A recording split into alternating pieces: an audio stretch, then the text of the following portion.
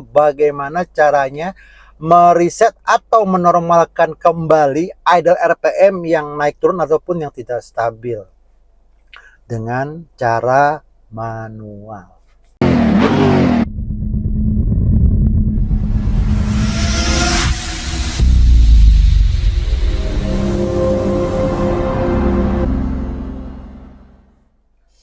Hai guys, balik lagi bareng gue Boim di channel detik60.tv. Dan kali ini gue mau sharing. Jadi gini, gue itu kemarin habis servis secara manual mobil gue. Dan for your information, mobil gue ini adalah mobil Honda Mobilio tahun 2016. Nah, jadi ceritanya mobil ini gue servis nih sama temen gue secara manual. Dibersihin lah, itu namanya busi, total body pakai cairan gitu. Jadi setelah dibersihin ternyata ada masalah guys.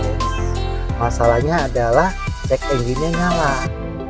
Nah, setelah dicek ternyata cek engine itu bisa membuat bensin kita itu menjadi sangat poros.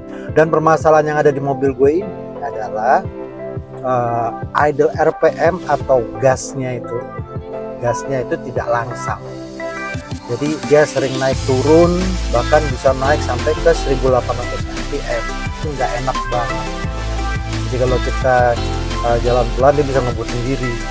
Nah, ini harus dinormalkan. Dan cara normalkan RPM idle ini dengan cara scanner. Dan kebetulan temen gue tuh nggak punya guys scanner.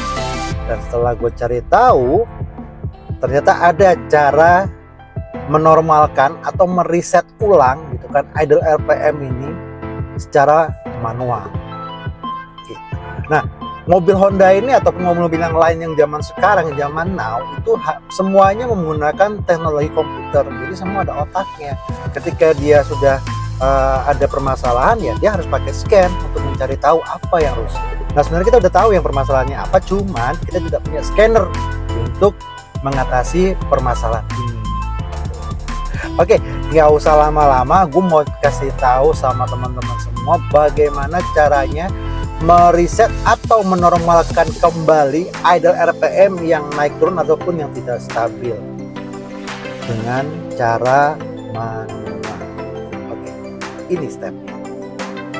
Oke guys, sebenarnya ini mobil gue sudah teratasi kemarin, tapi gue mau ngasih simulasi sedikit supaya teman-teman ada gambaran. Jadi yang namanya check engine itu adalah seperti ini. Check engine itu adalah indikator ini dia, engine zoom. Nah, ini check engine yang warna nomor 2 dari sebelah kiri itu adalah check engine. Nah, ini kalau menyala, efeknya adalah yang pertama pasti adalah bensin itu boros. Bensin itu boros banget, dan yang lainnya mungkin ke RPM, ke idle RPM-nya juga akan jadi naik turun seperti itu. Atau bisa juga sensor oksigen di knalpot bawah ataupun di depan. Nah, oke. Kalau ini sudah hilang karena memang tidak ada masalah dengan check engine-nya. Nah, jadi pertama kita matikan dulu seperti ini dan kita buka kap mobilnya.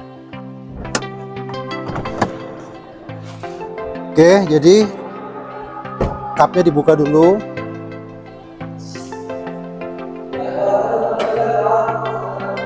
Nah, jadi langkah pertama setelah kunci kontak dimatikan, ini aki ini yang kutub minus ini dicopot dengan menggunakan kunci pas atau kunci ring, itu kalau nggak salah kunci 10. Jadi ini kita copot. Setelah kita copot kita taruh, kita diamkan kurang lebih 3-5 menit. Nah, setelah 3-5 menit kemudian kutub ini dipasang kembali ke tempatnya. Setelah itu baru kita masuk ke dalam kabin lagi.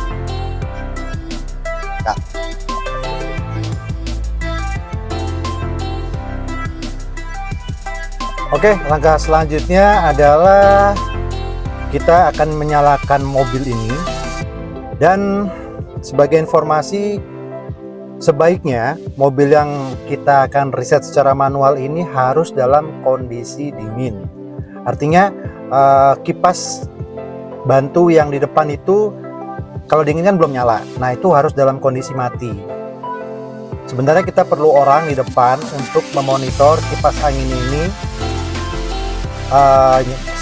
nyala gitu kan. Jadi ketika nanti kita coba untuk riset, ada orang yang monitor di depan untuk mengawasi kipas tambahan yang ada di depan mesin itu. Kalau menyala, itu berarti kita sudah harus menyelesaikan step untuk meriset mesin ini, atau step untuk meriset check engine ini. Oke, kita akan coba langsung mulai saja ya. Jadi langkah pertama adalah kita akan coba nyalakan lagi, dan setelah itu kita nyalakan mesinnya. Nah, ini langsung gas ini kita langsung stabilkan di RPM 3000. Nah, kita nyalakan sampai ke 3000 ini, kita tunggu sampai kondisi kipas di depan itu menyala. Itu kurang lebih sekitar 3 menitan, 3-4 menit lah. Nah, setelah 3 menit menyala, kita dapat informasi kalau kipasnya sudah menyala. Ini segera dimatikan, lepas gasnya seperti ini, langsung dicabut sama kuncinya. Nah, setelah dicabut kuncinya, dinyalakan kembali, dan proses reset sudah selesai. Dan teman-teman bisa coba hasilnya setelah di reset secara manual ini. Harusnya sudah kembali normal RPM idle-nya, atau sudah kalau bahasa yang umumnya adalah gasnya sudah langsam. Oke guys, mudah-mudahan dengan cara yang tadi gue kasih ke teman-teman ini bisa membantu. Setidaknya gitu kan, jika kalian punya permasalahan yang sama kayak gue, cara riset manual ini bisa dipakai. Yang pasti kalau diaplikasikan kepada merek Honda ini pasti bisa, tapi kalau mau diaplikasikan kepada merek-merek lain, gue nggak yakin, tapi kemungkinan besar sih juga bisa gitu kan, karena sama aja sebenarnya kok. Tuh. Ya udah guys, kalau begitu sampai di sini dulu tips dan trik yang bisa gue sharing. Gue harap konten ini bisa disukai, bisa di like, bisa di share juga ke semua orang supaya bisa bermanfaat juga buat orang lain. Subscribe juga dong di channel ini supaya bisa dapat tips and tricks yang lainnya, dan berita-berita ter-up to date tentang selebritis dan berita-berita umum lainnya.